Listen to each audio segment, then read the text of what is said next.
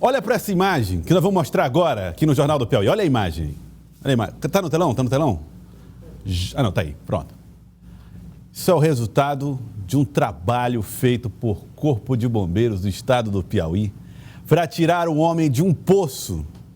Como é que chama esse poço? Tem um poço artesiano, cacimbão, que tem um poço, aquele poço de 100 metros, como é que chama? Artesiano? Não, poço tubular, a Marina serve aqui. Poço tubular. E esse poço aqui, como está dizendo aqui para mim o Mardoni Valcalça, é o cacimbão. Artesiano. Artesiano, olha aí, vocês não entendem nada de poço. Vocês não entendem nada. Edvan não entende nada de poço, por isso que você não sai desse fundo do poço. O resgate foi feito ontem pelos membros do Corpo de Bombeiros, pelos bombeiros militares do estado do Piauí. Tá aí, olha, o trabalho que foi feito de resgate para tirar um homem que havia sofrido um acidente, rapaz. E graças a Deus, o resgate foi muito bem sucedido pelos membros do Corpo de Bombeiros. É disciplina, treinamento, né, equipamento que a instituição possui para fazer esse resgate. Isso aconteceu aqui no estado do Piauí. Essa imagem chamou a atenção e chama a atenção como é que um acidente desse pode acontecer e a gravidade disso, né? Eu vou falar ao vivo com Débora Radassi. Débora Radassi vai trazer informações aqui para nós no Jornal do Piauí sobre este episódio. Débora, foi um caso que foi registrado aqui em qual região do estado do Piauí? Joelso, esse episódio, essas imagens impressionantes aí, isso aconteceu num povoado, na zona rural de Luiz Correia. Aquela cidade ali, aquela região é muito comum, né? Ter poços tubulares, poços artesianos, como você falou, e é muito comum, mas graças a Deus esse homem passa bem, está bem agora. A idade dele, 54 anos, identificado como José Antônio, desceu para limpar, ele estava ancorado numa corda e a corda se rompeu e infelizmente ele caiu e o Corpo de Bombeiro foi acionado logo em seguida. Isso aconteceu na quarta-feira por volta de 8 horas da manhã e o Corpo de Bombeiro e o bombeiro usou uma técnica que a gente acabou de ver aí nas imagens, uma técnica de rapel. Vou conversar agora com a Major Nádira Nunes, de Relações Públicas aqui do Corpo de Bombeiro, para falar sobre essas técnicas que os profissionais são preparados para lidar justamente por esses casos que a gente acha que não é possível acontecer, apesar que ele estava com as cordas, estavam bem seguros, mas infelizmente acabou caindo. Boa tarde, Major. Boa tarde. Nós podemos ver que, como você disse, ele estava com cordas. Acontece que, quando a gente vai fazer esse tipo de serviço, esse tipo de trabalho com cabos, é preciso exatamente técnicas, né? E esses cabos, ou como mais comumente, popularmente se chamam cordas, esses cabos, eles precisam estar com proteções, eles precisam estar com a vida útil dele em dias, eles têm que ter uma certa manutenção, que a maioria das pessoas não sabe disso, mas tem que ter uma manutenção, um cuidado com o acondicionamento. Até a forma de você dobrar esses cabos influencia na vida útil desses cabos. Então, provavelmente o cabo que ele estava utilizando não estava em boas condições ou não estava ancorado da forma correta, então o que propiciou o poimento dele, o rompimento dele, né? E aí ele veio a cair. O interessante que se nota, que se pode notar nas imagens, nos vídeos, né? É que a manilha, ela é bem larga no começo e no final, já no espelho d'água, ela se afunila, já é uma manilha de outro diâmetro.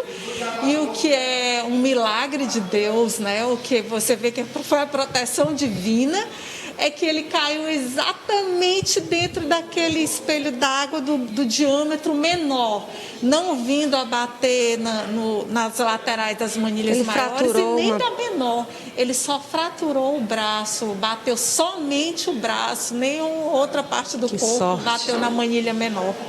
O que é um milagre, porque tinha aproximadamente 20 metros de altura.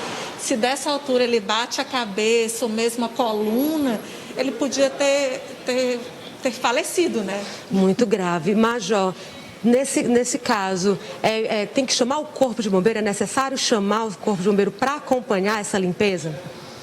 Não chamar o Corpo de Bombeiros, mas pessoas especializadas, pessoas que já têm um know-how nessa atividade, né? porque o Corpo de Bombeiros, nós não fazemos esse tipo de atividade, de manutenção de poços, né?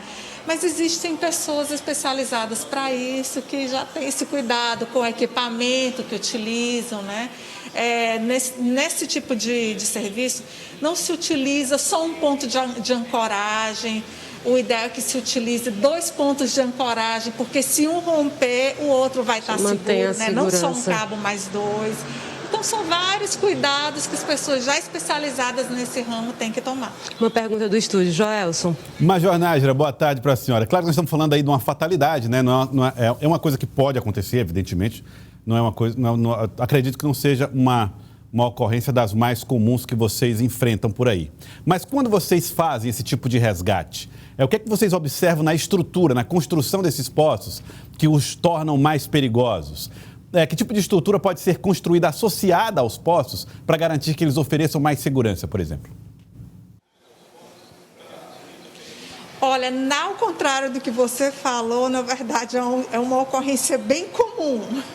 Costumamos pegar muito esse tipo de ocorrência, não só com pessoas, mas com animais. O Corpo de Bombeiros frequentemente faz esse tipo de resgate em poços de bois, cavalos, cachorro. Então, o Corpo de Bombeiros sempre faz esse tipo de resgate. O que é mais raro são com pessoas, né? Mas, com certeza, a gente está sempre fazendo esse tipo de resgate. E o que a gente pode observar é a desproteção, né? São muitos poços desprotegidos, o que é um grande risco, né? Em se pensar em vida, não só de animais, mas o que me preocupa muito são crianças, que muitas vezes não são supervisionadas e caem nesses poços, né? E que podem ser grandes vítimas desses poços. Então, muitos poços desprotegidos, muitos poços construídos sem autorização, porque tem que ser pedido uma autorização, né, no órgão municipal da sua região. E muitos poços construídos assim, clandestinamente. Como eu disse, tem que procurar, além de autorização, pessoas, novamente, especializadas para a construção, para a perfuração desses poços, para que acidentes desse tipo não aconteçam. Obrigada, Major Nájera, pelas informações. Joelson, é isso. Esse tipo de caso, o Corpo de Bombeiro atende com frequência. Não chamar o Corpo de Bombeiro também para fazer uma limpeza, o ideal é que chame um profissional e que tenha conhecimento do poço e evitar esses poços clandestinos, né? Saber se está seguro, se está tudo bem, para que esse tipo de serviço de limpeza do poço possa acontecer, porque a gente vê muito isso na zona rural, em povoados aqui do estado, é muito comum, e então a gente é preciso evitar esse tipo de acidente, e o ideal é que mantenha toda a segurança e a orientação dos municípios e os corpos de bombeiros, né, pelo estado. Joelson.